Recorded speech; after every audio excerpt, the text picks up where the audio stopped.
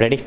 नमस्कार। इस वक्त मैं मौजूद हूँ प्रदेश की राजधानी लखनऊ में। जैसा कि 2024 का लोकसभा का चुनाव जैसे से समीप आता जा रहा है, चुनावी सर्वे शुरू कर दिया गया है और हम जितनी भी राजनीतिक पार्टियां उनके बीच में जाते हैं और उनके चुनावी रणनीतियों के बारे में जानने का प्रयास कर रहे हैं कि क्या अहम मुद्दे होंगे इस बार जनता का विश्वास जीतने के लिए। मेरे साथ इस वक्त मौजूद हैं भारतीय जनता पार्टी के प्रदेश प्रवक्ता संजय चौधरी जी। संजय जी, आपका बहुत बहुत स्वागत है पब्लिक लाइव चैनल में।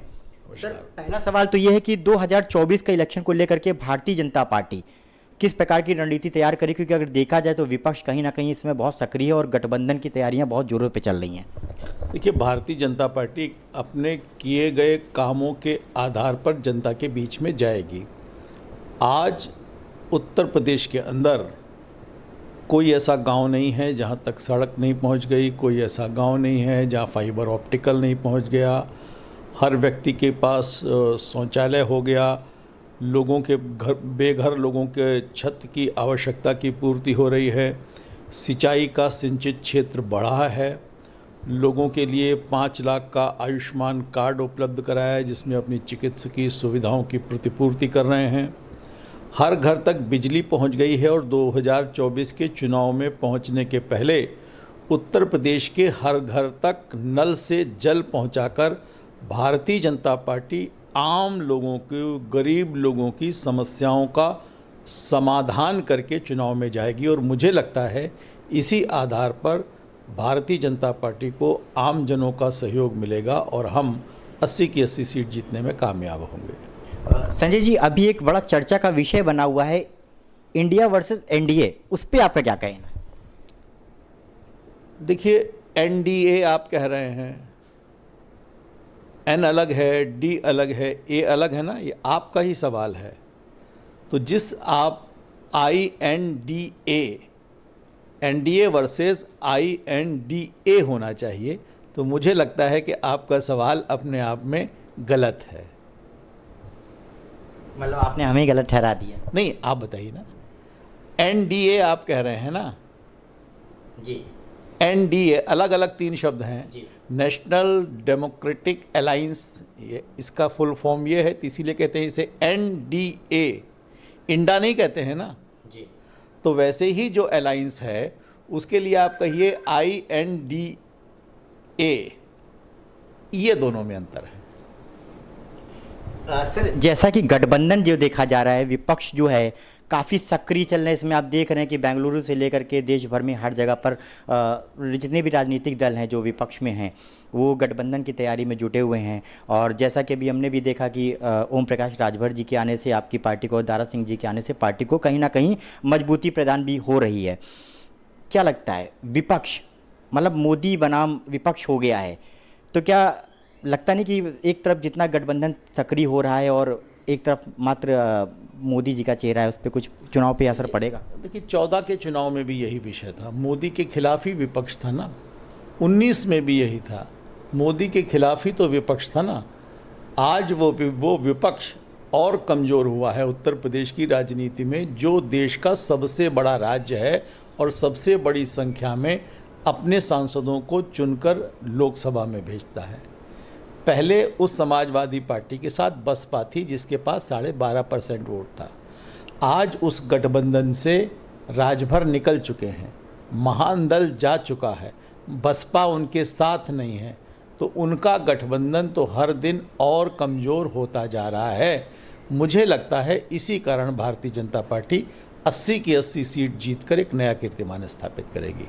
सर, समाजवादी के एक प्रवक्ता से मैंने सवाल किया था कि जो चेहरा इस समय है भारतीय जनता पार्टी के पास में तो नरेंद्र मोदी जी का है, लेकिन विपक्ष के पास में कोई सक्रिय चेहरा नहीं है जिस पे 2024 में बुनियादी तौर पर कहा जा सके कुछ बदलाव होगा।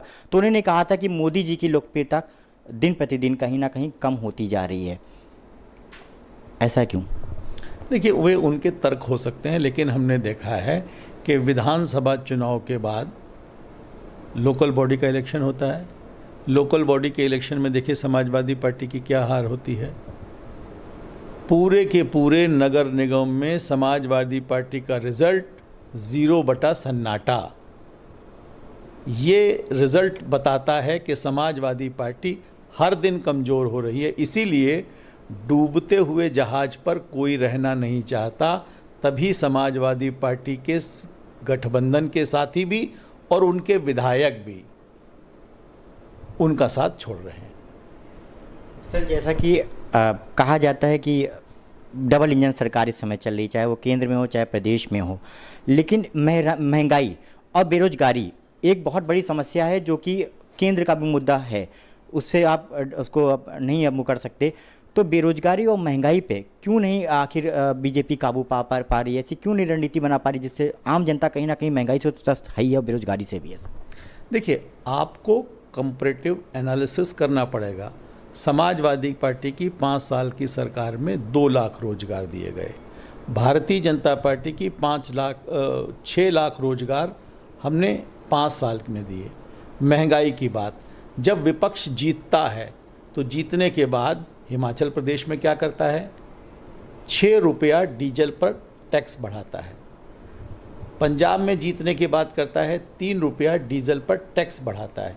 यानी जीतने के बाद जनता को महंगाई के विरोध में नारे लगाने के बाद महंगाई बढ़ाकर उनको इनाम देता है क्या? जबकि भारतीय जनता पार्टी ने 2 बार सारे के सारे पेट्रोलियम प्रोडक्ट्स पर टैक्स कम किया। इसीलिए देश के सारे राज्यों को देखिए, उत्तर प्रदेश को देखिए जहां 100 से कम में पेट्रोल मिलता है, और बगल के राजस्थान में जाइए 106 रुपये 107 रुपये लीटर पेट्रोल मिलता है। बिहार में यही स्थिति है, हिमाचल में यही स्थिति है, पंजाब में यही स्थिति है, दिल्ली में यही स्थिति है। तो भाजपा के राज्य में महंगाई कम है और विपक्ष के राज्यों में महंगाई ज़्यादा है। ये खुली आंख से देखा जाने वाला तर्क है। मुझे लगता है विपक्ष गलत तर्क गढ़ता है और खुद उसमें फंसता है। जैसे विपक्ष कहता है कि लोकतंत्र समाप्त हो रहा है और कह रहा है कि हम मजबूत क्यों हो रहे हैं? क्यों? क्योंकि हम कर्नाटक और हिमाचल में चुनाव जीत रहे हैं। तो चुनाव तो लोकतंत्र के कारण ही जीत रहे हैं ना। तो जो लोकतंत्र के कारण जीत रहे हैं इसका मतलब लोकतंत्र जिंदा है, और वो तर्क क्या देते हैं कि लोकतंत्र समाप्त हो रहा है। तो उनके तर्क सत्य के धरातल पर किसी भी तरह से टिकते नहीं हैं, इसीलिए जनता उन्हें स्वीकार नहीं करती है। सर, अगर देखा जाए, मैं प्रदेश की बात करूं तो लॉ एंड ऑर्डर के बारे में बहुत सारे सवाल निशान लगे, चाहे वो अतीक अहमद का जो हत्या हुआ है, उसके बाद लखनऊ में कोर्ट न्यायालय के अंदर संजीव जीवाजी की हत्या करी गई। इस पे भी एक सवालिया निशान लग रहा है कि जिस प्रकार से माननीय मुख्यमंत्री जी कहते हैं कि आज के टाइम पे उत्तर प्रदेश में लोग ऐसे घूम सकते हैं और कहीं ना कहीं जो गुंडे थे उनको कहीं ना कहीं ज़मींदोज़ किया गया है, लेकिन क्या इस प्रकार से जो कृत्य हो रहे हैं, लॉ एंड ऑर्डर पर सवालिया निशान लग रहे हैं, वो कहीं ना कहीं नहीं लगता 2024 के इलेक्शन में कुछ ना कुछ प्रभाव डालेंगे? देखिए, जनता इसे स्वीकार रही है कि माफियाओं पर, संगठित अपराध पर, इनके खिलाफ उत्तर प्रदेश की सरकार बहुत अच्छा काम कर रही है। देखिए, ये वही उत्तर प्रदेश है, आप याद कीजिए, जो 5 साल में किसी भी मुख्यमंत्री के एक भी गलत निर्णय को अस्वीकार करती है, और उसके खिलाफ अगर वो गलत निर्णय करता है तो 5 साल के बाद उसे निकाल फेंकती है। जनता ने योगी जी के निर्णयों के प्रति अपनी सहमति दी है, तभी 37 साल के बाद कोई मुख्यमंत्री दोबारा चुन के आया है। ऐसे विपक्ष के लोग जो तर्क गढ़ते हैं, जो अपराधियों को कवर फायर देते हैं, जनता उसे स्वीकार नहीं करती, न्यायालय भी उसे स्वीकार नहीं करता। जैसे जब अपराधियों के घर जमींदोज होते हैं, उसके खिलाफ सुप्रीम कोर्ट गए थे ना, सुप्रीम कोर्ट ने कहा कि ये ठीक से निर्णय हो रहे हैं। ईडी की बात करने वाले, सीबीआई की बात करने वाले कोर्ट गए थे ना कि विपक्षी दलों के खिलाफ कार्रवाई नहीं होनी चाहिए, सुप्रीम कोर्ट इसमें निर्णय दे। सुप्रीम कोर्ट ने नहीं स्वीकार किया, बुलडोजर की कार्रवाई को ठीक ठहराया। तो ये सारे तर्क कौन देते हैं? वो देते हैं जिन्हें सुप्रीम कोर्ट की बेल पर घूम रहे हैं। ये वो लोग हैं जो भ्रष्टाचार के आरोपों में कहीं ना कहीं शिकंजे में फंसे हैं। इनको मार्गदर्शन लालू प्रसाद यादव देते हैं, जो बड़े बड़े कांडों में दोष सिद्ध हो चुके हैं और सजा याफ्ता हैं।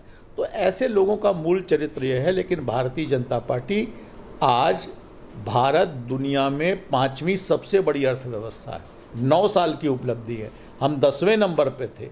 9 साल के समय में जब कोरोना जैसी स्थिति का देश ने सामना किया, जिससे दुनिया के देशों की अर्थव्यवस्था नीचे चली गई, लेकिन भारत की अर्थव्यवस्था 5वें नंबर पर पहुंच गई। ये बताता है कि नरेंद्र मोदी बड़े निर्णय लेते हैं और जो बड़े निर्णय लेते हैं उससे देश को फ़ायदा मिलता है।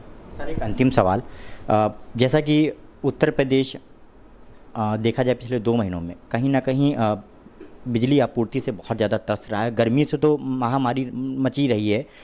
ऊर्जा मंत्री जी के कहने के बावजूद भी जितनी बिजली सप्लाई करने की मात्रा होनी चाहिए उतनी कहीं ना कहीं प्रतिपूर्ति नहीं कर पाई। ये भी कहीं ना कहीं भारतीय जनता पार्टी की सरकार के अंतर्गत ये बहुत बड़ा ड्रॉबैक है। इस पे आपका क्या कहना है? देखिए, बिजली की आपूर्ति हमने, आप रिकॉर्ड देखिए उत्तर प्रदेश का, उत्तर प्रदेश के पूरे स्वतंत्रता के बाद से अब तक के इतिहास में सबसे ज़्यादा बिजली की आपूर्ति हमारी सरकार ने की है। कुछ जगह लाइन टूटी, कुछ जगह ट्रांसफार्मर फेल हुए, उन्हें मैनेज करने में थोड़ा समय लगता है। इसी कारण कहीं कहीं विद्युत आपूर्ति में बाधा आई, लेकिन आपूर्ति पहले की तुलना में ऐतिहासिक रूप से सबसे ज़्यादा भारतीय जनता पार्टी ने की है। सर इतना आपने हमको समय दिया उसके लिए हम आपका बहुत बहुत आभार व्यक्त करते हैं। धन्यवाद। ये थे हमारे साथ में भारतीय जनता पार्टी के प्रदेश प्रवक्ता संजय चौधरी जी, जिनसे हमने 2024 के चुनावी रणनीति को लेकर के कुछ सवाल जवाब किए। उन्होंने बाखूबी इसके जवाब भी दिए और बताया कि भारतीय जनता पार्टी किस प्रकार से 2024 में अपने चुनाव की तैयारी करके उतर रही है। कैमरामैन उमर